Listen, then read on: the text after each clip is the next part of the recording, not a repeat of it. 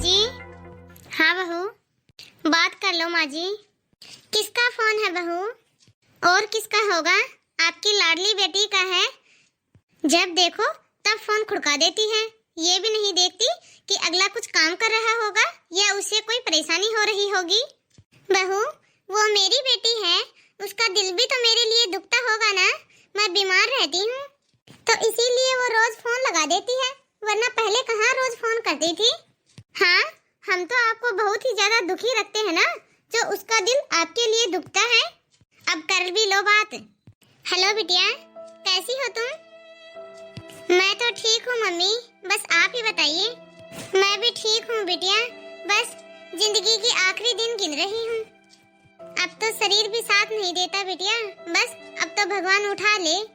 अरे नहीं माँ, अभी तो बहुत लंबी उम्र है आपकी। अभी तो आपको पोते पोती और नाती नातिनों की शादी जो देखनी है। अब ये तो नहीं लगता बेटा कि मैं तुम लोगों को ये सब खुशी दे पाऊंगी। बस बिटिया, अब तो भगवान से यही प्रार्थना है कि भगवान आप सभी को सारी खुशियाँ दे और हमेशा आपके ऊपर आशीर्वाद बना के रखे बेटा। अब लाइए, दे भी दीजिए फोन, आपकी बात हो गई हो तो। अपना शरीर संभाला नहीं जाता, आई है बड़ी फोन पे बात करने वाली। ये लो, पानी पी लो। ये क्या माँ जी, आपसे गिलास भी नहीं संभाला जाता। बिखेर दिया ना पूरा पानी, कर दिया ना पूरा बेड गीला। अब तो मेरा काम फैला दिया। अब मैं घर का काम संभालूं या घर का काम संभालूं या फिर आपके बिगाड़े हुए कामों को संभालूं? वो बहू हाथ कांप रहे थे, इसीलिए गिलास गिर गया। हाँ हाँ, सब समझती हूँ मैं।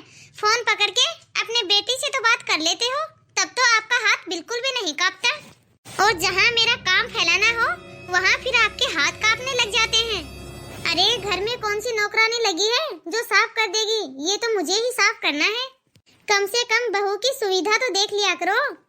बहू में भी जीव होता है। तब देखो, तब मेरा काम बढ़ाती रहती है। अब बस आप एक काम करिए, सो जाइए। बहू, तुम्हें तो मैं कुछ ज्यादा कह भी नहीं सकती, क्योंकि मुझे रहना भी तो तुम्हारे ही पास है। बेटा तो सुबह का गया हुआ शाम को ही घर वापस आता है। पैसों टके के मामले में तो मैं बेटे पर बिल्कुल भी निर्भर नहीं हूँ। मेरे पति की पेंशन का ही मुझे बहुत सहारा है।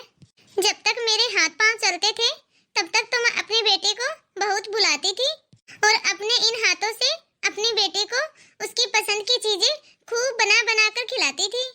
और यदि कहीं बहू चिड़चिड़ भी करती थी तो मैं उसे सीधा जवाब दे देती थी कि कौन से तुम्हारे पति की कमाई है या फिर कौन से तुम्हारे पति के पैसे खर्च करवा रही हूँ।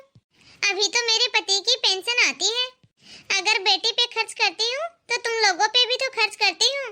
वो अकेली आकर खाती है क्या? और जब से मैं बिस्तर में आई हूँ तब से तो बहू का व्यवहार भी रूखा हो गया है।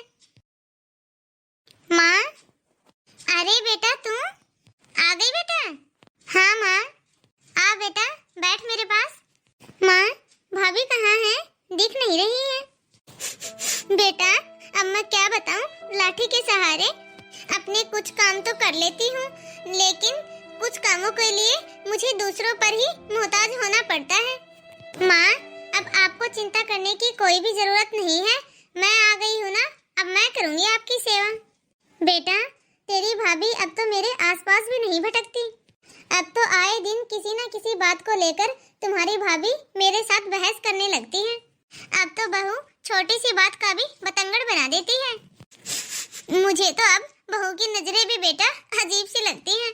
पता नहीं क्यों बेटा, वो सुबह और रात को सोते समय मेरे पास जरूर आती है और मेरे गहनों पर सबसे पहले नजर मारती है, जबकि बस मैंने कानों में सोने के झुमके, पाँव में चांदी की पायल और गले में ये पतली सी चैन और हाथ में तो बस मैंने ये कांच की चूड़ियां ही पहन के रखी है।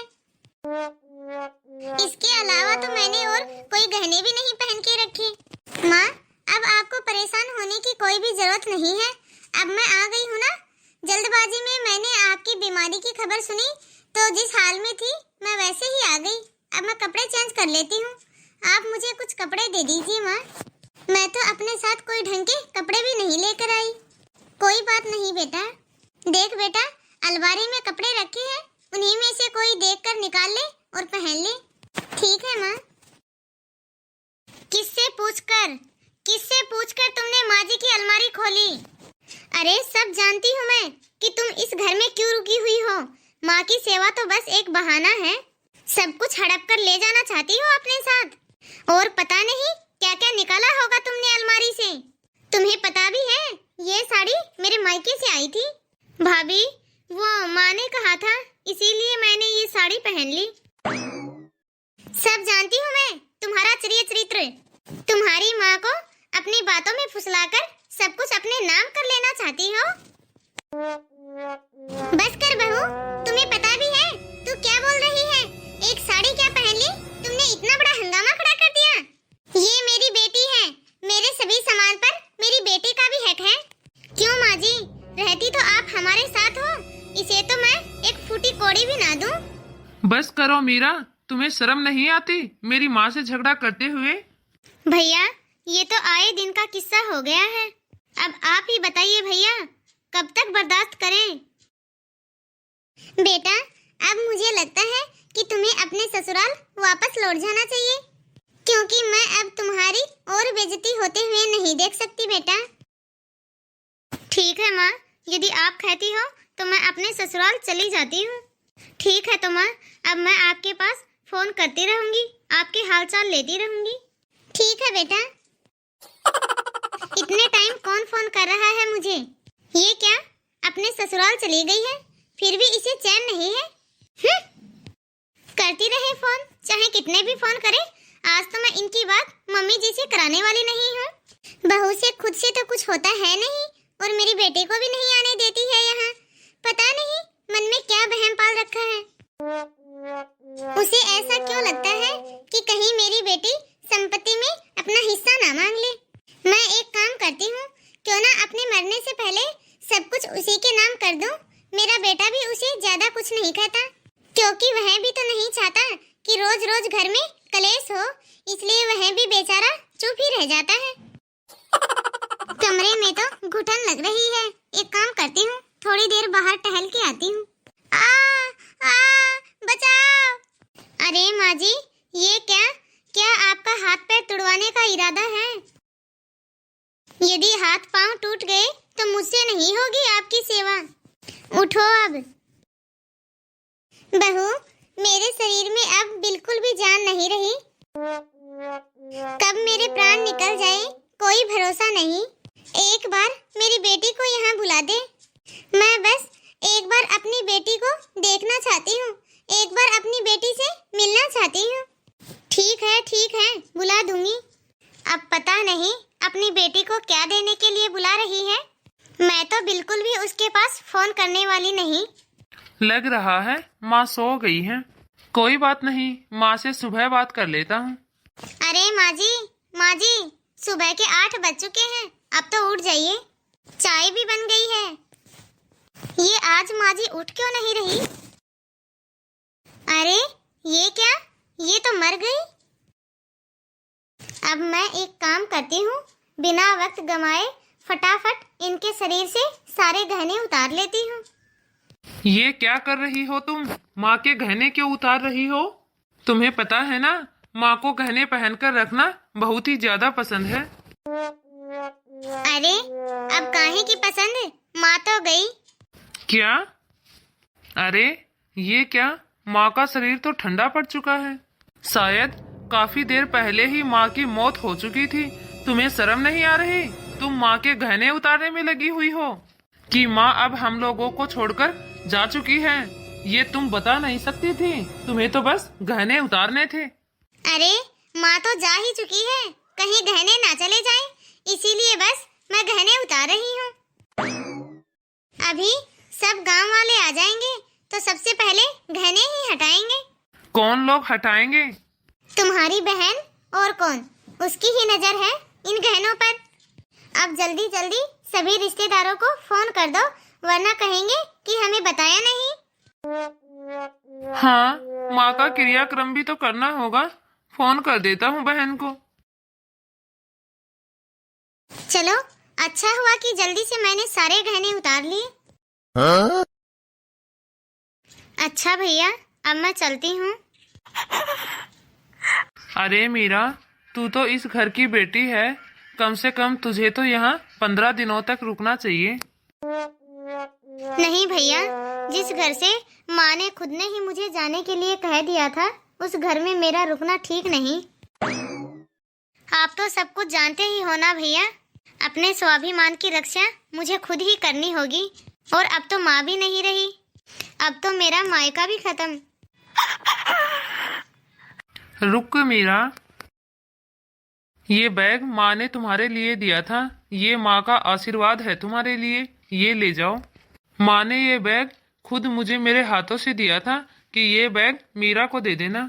और रही बात मकान में हिस्से की तो नहीं भैया, मुझे कुछ भी नहीं चाहिए। मैं जानती हूँ कि आपकी स्थिति भी इतनी अच्छी नहीं है।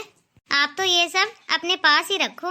लेकिन मीरा, ये गहने तुम्हारे हैं और इसके ऊपर सिर्फ और सिर्फ तुम्हारा ही हक है। इससे पहले कि तुम्हारी भाभी के साथ रहकर मेरी भी नीयत खराब हो जाए, तू ये गहने ले जा मेरी बहन। और रही बात मायके की, तो ये जरूरी नहीं कि तू यहाँ आए मैं तुम्हारे पास आ जाऊंगा। तेरे स्वाभिमान को मैं कभी भी खत्म नहीं होने दूंगा। मायके का आंगन ना सही, लेकिन भाई का दामन तो है। तू चिंता मत कर बहन, तू जब भी फोन करेगी मैं तभी तुम्हारे पास आ जाऊंगा। हर रक्षाबंधन और भाई दूज पे तुमसे मिलने के लिए तुम्हारे घर। भैया, आपने ये क्या किया? जो करना चाहिए था बस मैंने वही किया। माँ ने मकान और गहने बेटे के नाम पे किए थे, इसीलिए मैंने वो गहने मीरा को दे दिए। और अब उन गहनों पर और घर पर हमारा कोई भी अधिकार नहीं है। क्या? हे भगवान। हेलो दोस्तों, कैसे हो आप? आई होप आप सभी अच्छे होंगे। आप सभी को यह स्टोरी कैसी लगी कमेंट बॉक्स में कमेंट करके जरूर बताइए। और यदि आपको यह स्टोरी अच्छी लगी हो तो वीडियो को लाइक और चैनल को सब्सक्राइब करना ना भूलिए। और हाँ, यदि वीडियो अच्छी लगी हो तो वीडियो को यार दोस्तों में शेयर जरूर करें। आपके एक लाइक और एक शेयर से हमारा भी मनोबल बढ़ता है, जिससे हम आपके लिए रोजाना नए नए टॉपिक पर वीडियो लाते रहते हैं, जिससे आपका मनोरंजन होता रहे।